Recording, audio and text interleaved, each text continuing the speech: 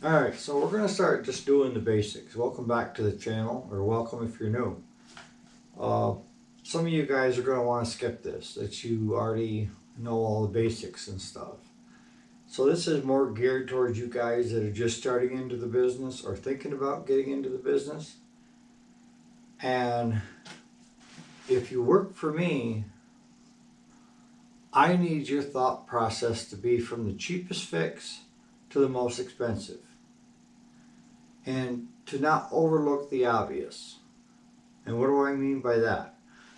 I mean, you have basically 4 things on this saw. And it could be a weed eater, could be anything. But what we have to look at is, one, is the fuel good in it? And, you know, I've had fuel where it smelled good, but it was a little bit milky. And sometimes it's hard to see water that's sitting in there because the gas will stay on top of the water. But these things will not run on water. And they will not run on old fuel. If they do run, it's not going to be running very well. So what you could end up doing is having old fuel in this and getting it started and then trying to fine tune it to that old fuel. But then the minute you put good fuel in it, then you're having issues again. So what we do here at the shop, I'll be honest with you, is if it comes in and it's not running right or not running, what have you, the first thing I do is we drain the tank. Whether it's good, bad, what have you, we drain it. That way we know exactly that the fuel is not going to be our issue. And that's the only way to know for sure that it's not going to be an issue, is because it's fresh fuel we just put into it. The other thing, you got to have air. Is the air filter plugged, causing it to flood, or you can smell the fuel and it's flooding out the spark plug so that it won't function. You have to have fire. And with weed eaters and chainsaws in general, just because it does not fire on your tester, which I'll show you, does not mean it needs a coil. It could be simply the on and off switch has gone bad. So again, I want you to think cheapest to the most expensive. The cheaper you can do it, the better it is, honestly, for you and your customer, because your customer will appreciate you more and want to deal with you more because you're finding them the cheapest way out. And you've heard me say on this channel that I treat everybody's piece of equipment as if it was my own.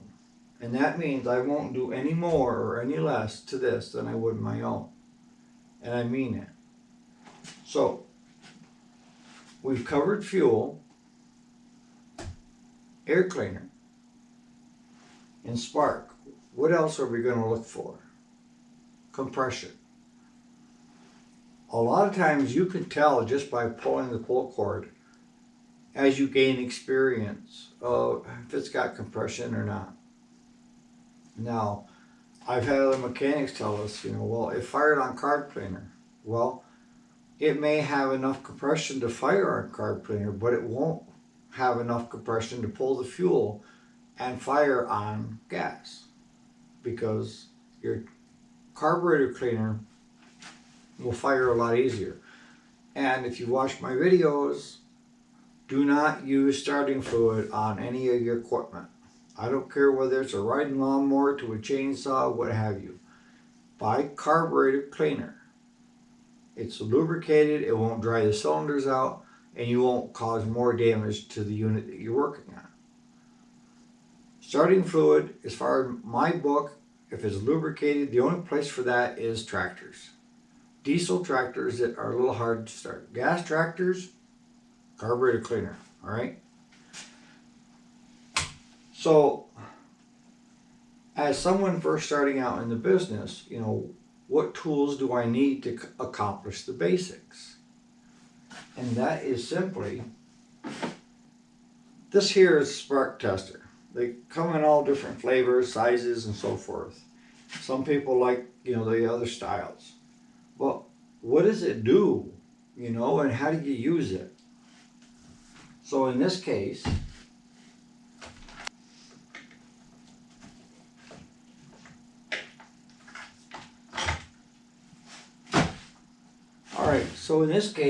how do I use a spark tester?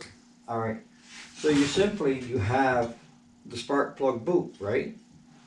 So all you're going to do is you're just going to pop this off the boot. Some of them come a little hard. And just expose the spark plug. And then what we're going to do is we're going to connect this end onto the spark plug itself. And then this end, we're going to spin it around and go into the boot. And a lot of times I like a darker area where I can see it better. But simply with that, with the system on, when you pull that, that lights up. So it tells me I've got a fire. If you don't get anything through here, then you want to look at, is the switch bad or is it the coil? Two options. This will even fire if the plug is a bad plug. It'll still fire through this. So we know we've got good fuel, because I put fresh fuel in it. We know it's got good fire. So what does that leave? Well, it leaves doing compression checks. And you can get this set right at Harbor Freight. It's not going to set you back an arm or leg, and it's great for entry level. As you get more experienced and you're making money with your tools, you may want to step up to something better. And there's a lot of different ones out there. But with a compression tester, we just simply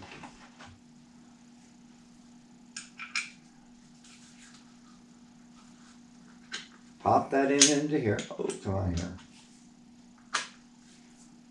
Like that, so it locks in. And then we just need to find the right one to go into that spark plug hole.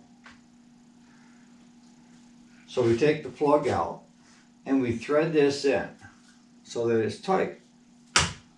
And what we end up doing is taking 4 solid poles. Don't just do 1, do 4. And then you'll watch on this meter gauge. And this gauge will tell you how many PSI it's putting out for compression. If it's under 80, then we have problems. It should be anywhere from 90 to 130 is the range. The older the machine is, sometimes 90, 92, but that's still runnable. It still tells me that it's getting enough compression with the rings and the piston to fire and to pull the fuel. She's probably getting, where she may need to rebuild down the road or engine swap out, but at that point she's fine. You start getting much lower than that, and the only way you're going to get that girl to fire is carb cleaner. And you have basically a rebuild that you're going to have to do. And then you have to take into consideration, and this is what I have to do on a daily basis, is I have to do a cost comparative. That means find out what the cost of the parts are going to be. And then we've been doing this long enough. I know how long it's going to take to tear that down and put it back together. And now if that cost of the parts and labor is over half the cost of a new one, then a lot of times the customer will go for the new one. And, I talk about honesty. You got to be totally honest with your customer. You got to let them decide if they want to continue or to stop. It's up to them.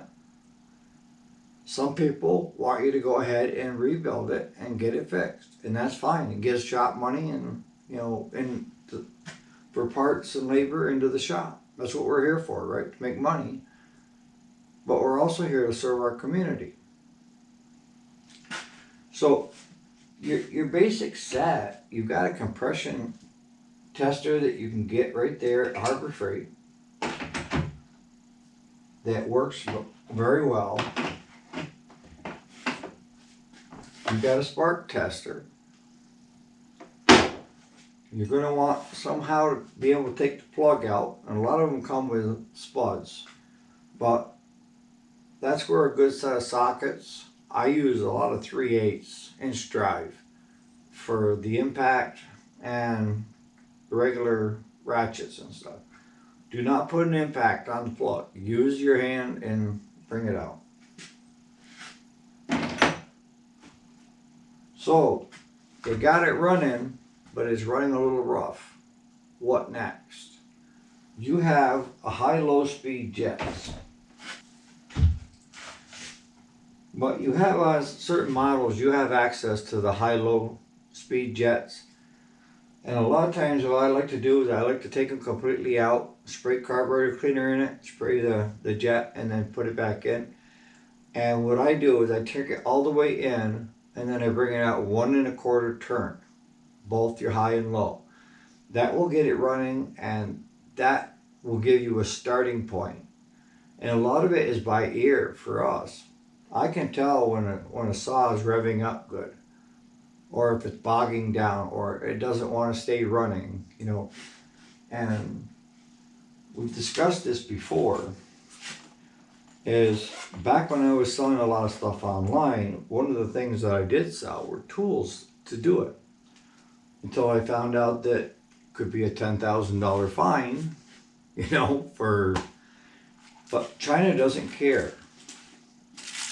They will send you a complete set for all the different moons, half moons, what have you, in kits. You can get it right on eBay or Amazon. And a lot of them have got a plastic plug over the end of them. And you just pop that plastic piece off to get access to be able to do the complete jets. Some of them have it so you can only turn it just so far, but if you don't know what you're doing when it comes to this, I suggest that you get with someone that does. Because the biggest thing with the EPA, and I know who's pushing this, is for pollution. And if your saw isn't running the way it should be running, then it could be smoking, could be, you know, overfueling and so forth. So you need to be able to recognize and hear what the saw or the weed eater is telling you, or the blower, and that comes with time. But if you come at this at the simplest form and the least expensive fixes, then you're going to do all right. And we know that we just put new fuel in this. We do have fire.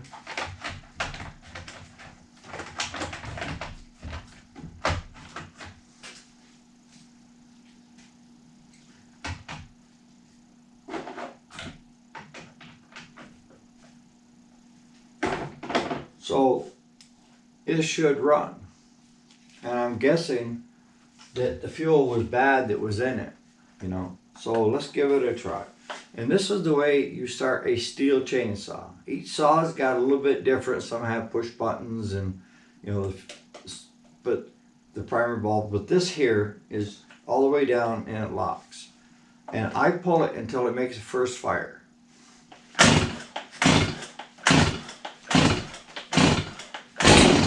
Okay, she fired just once.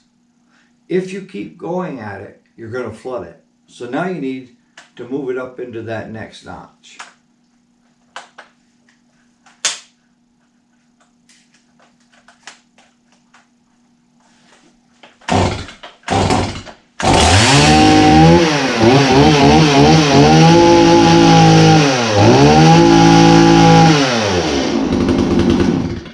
And you're going to have a happy customer. It runs. So we have water and fuel. Simple fix. Charge customer a half hour for my time. No parts needed other than fuel. Alright, so we'll catch you on the next video. Like I say, some of you guys are going to bypass this video. You know all this stuff. But I'm also finding you got some new guys that are trying to start into the business, and age isn't a factor. It seems like it's some of the young and some of the old. So I'm trying to show them the correct way, if you're working for me in my shop, of how to approach every machine that comes in. Air, fuel, compression, and fire. Those are the 4 things. And if you stick with those 4 things, you're going to do well. All right, we'll catch you on the next video.